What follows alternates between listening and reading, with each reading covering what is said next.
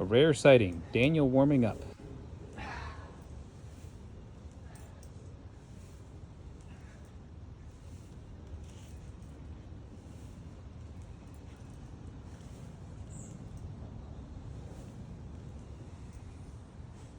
Okay.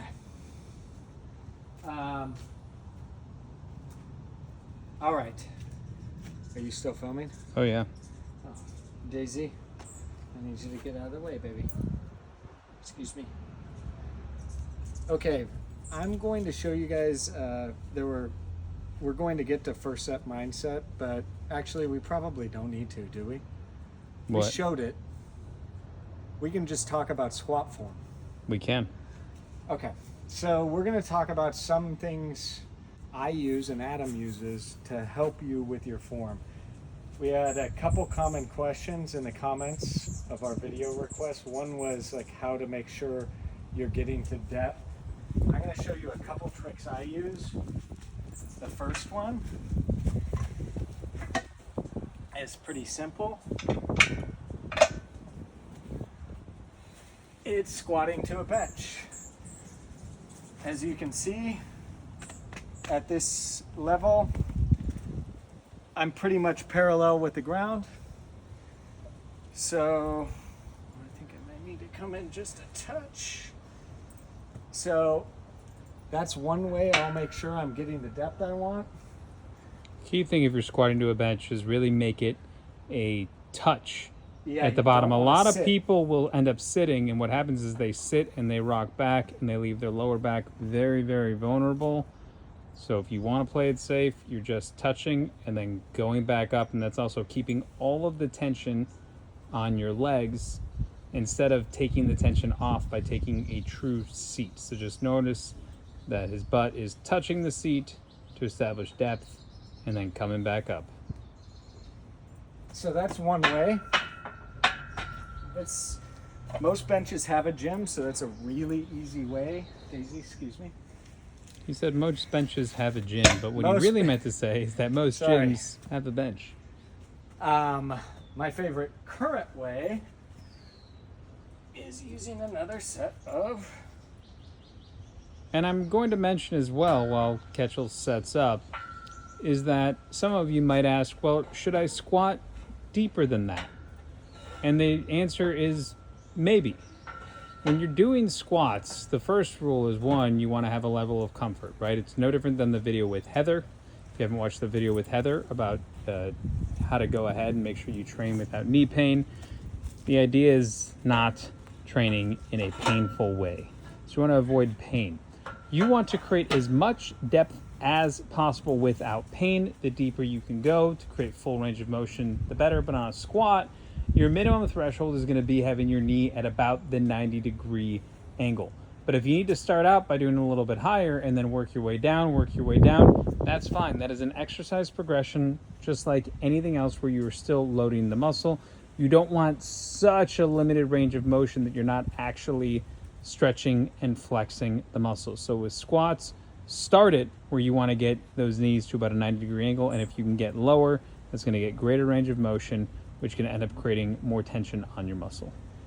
And a lot of times I won't use either of these things. A big reason I'm showing you this is I know, and a lot of you admit this, a lot of you are victims of overthinking.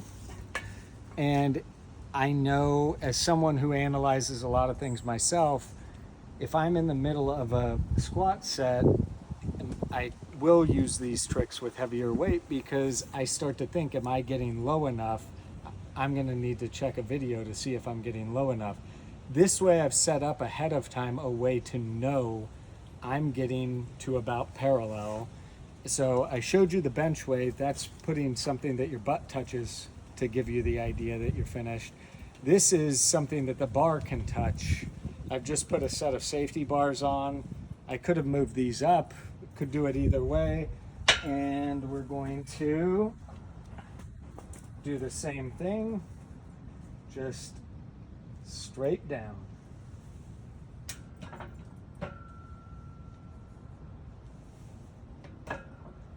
And it just gives me something to touch to know.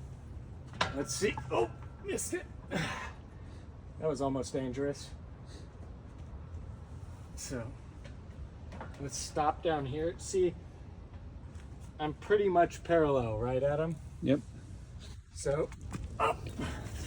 So that just gives me. Will you do it one more time so I don't have the slingshot in the way? Yep, that just gives me a gauge to know I'm doing enough. And again, I'm not sitting on the bar. I'll show you one more thing, which is actually an Arnold favorite trick.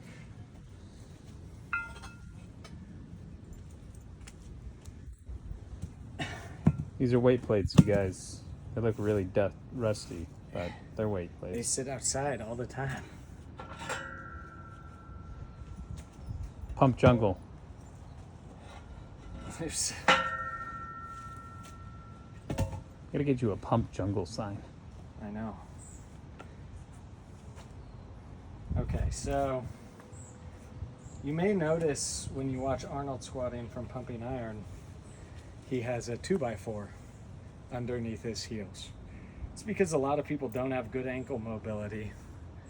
And I saw from someone in the comments that they didn't think they had good form because they had bad ankle mobility from past surgeries.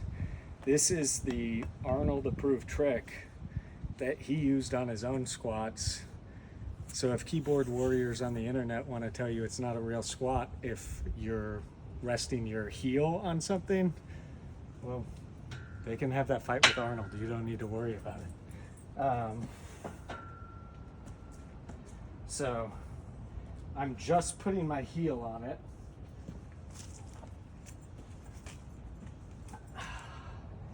And then we're gonna go, we're breathing in.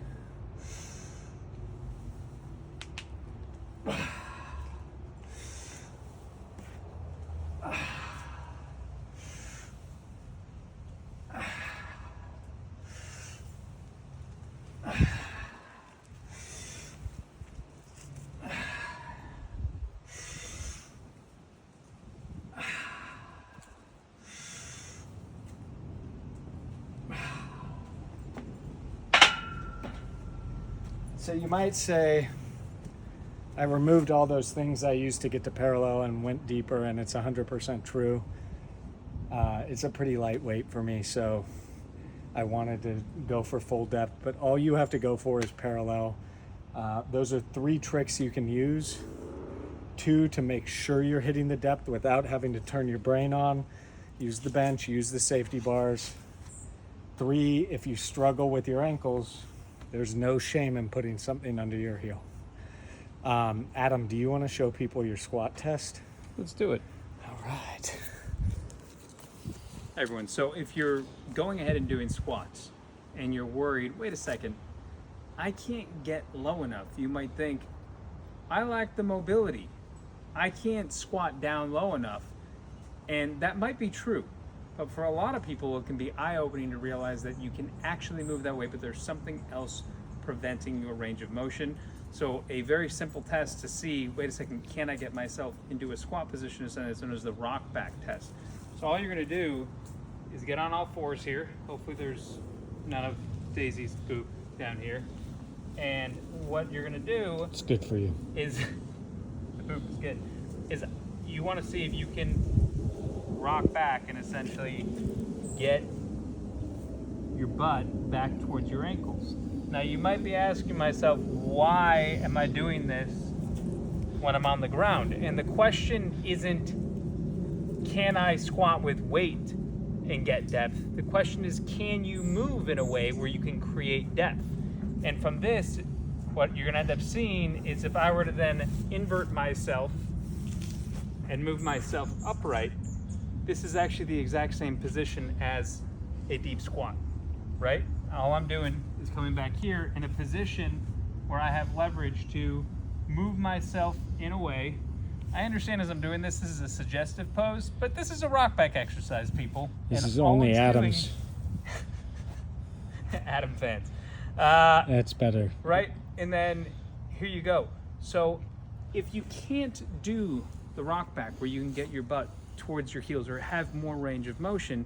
It could be that you have tight hamstrings. Some people are like, oh, I've got tight hamstrings, that's why I can't squat. But if you can do that, it's not your hamstrings. It could be your glutes. It could be your core. What people don't realize is when you're doing a squat and there's weight on your back, a lot of times people can't go down far enough because your core actually can't hold up that weight. It could be your quads, that as you lower down, your quads can't handle the load. But if you're not having full range of motion, one of the easiest things you can do is do that rock back test and see, when I'm not under load, when I'm not standing upright, can I get my butt near my ankles when I'm on all fours? And if so, you do possess the ability to do it. There's something else that's holding you back, and doing that test can help you realize, do I need to strengthen my hamstrings? Do I need to strengthen my quads? Do I need to strengthen my glutes or my core? And that can make you a better squatter. And question, does it matter how wide your feet are when you squat? No, it doesn't. You could argue that the foot positioning will affect slightly what part of your quad is being activated or how much of the quad is being activated. You could say that by going a little bit wider, you're gonna get a little more glutes. But what I would say that the angle by which your torso goes down, right, as opposed to pushing your hips more backward, as opposed to staying more up and down, right, more up and down, getting this bend here, where your body's more upright, is gonna be more quad. Where you're pushing your hips more back, it's going to be more glute. Everything is getting activated, but the foot positioning becomes a comfort level. I would argue that the wider the foot positioning, the easier it is to have more of a glute focused type squat. But foot positioning is all going to be about your own anatomy. It's going to be about your physiology that allows you to move in a way that creates the best range of motion. Okay, so while we're on this subject, since we have a lot of people overthinking, true or false, it doesn't matter how wide my grip is when I'm bench pressing. It doesn't. You and your it does matter. It changes the muscle. It matters because if you go so wide or go so narrow that you don't have good leverage, you are affecting how much weight you can use, right? That's why it's like, there is no one way to grip a bar. There is no one way to squat. But there is a way to do it where you don't feel comfortable, where you don't have leverage, where you can't push or move with as much force as possible. Right, so if you're doing a barbell bench press and you hold it super narrow, all it's gonna do is that, like, as you lower the bar, you are not gonna get as much stretch on your chest, which means more of the tension is going to be on the back of your arms. That's fine if you wanna work your arms, but it's not gonna maximize the tension in your chest, which is gonna limit the amount of weight that you could use.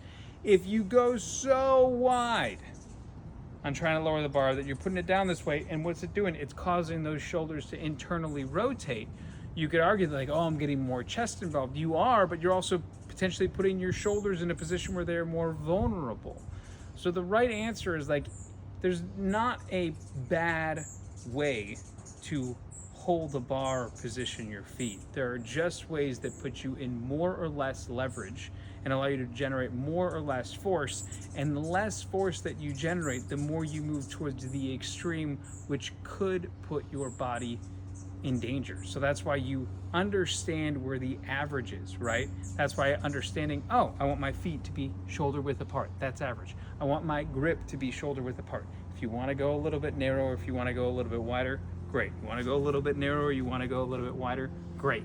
But if you're going so wide, or you're going so wide that you're pushing beyond those extremes, that's when you just have to ask yourself, why? Why are you doing it? And the answer is there's probably not a good reason, because you're not going to be more comfortable. You're overthinking it. You're trying to optimize an exercise rather than just gripping and ripping and doing the reps. So basically, if I'm anywhere from shoulder width to 6 inches out, I'm probably fine. Yeah. It's if I'm going to the ends of the bar, or if I'm going hands almost together, that I start changing the lift. Right. You're talking about, like, we talk about 80-20 in diet all the time, right? You can think of an 80-20 where, like, if 80% of the people are going to be holding a bar in a particular way, you have about a 20% variance, where if you're looking at standard deviations, right, talking statistics, move within 20% of that range, and you're probably going to be in a good range for you. If you're going out to the fringe where it looks so dramatically different, there's no need to do it. So start with what the average or correct is, and then just vary within a little bit to understand what feels best for you.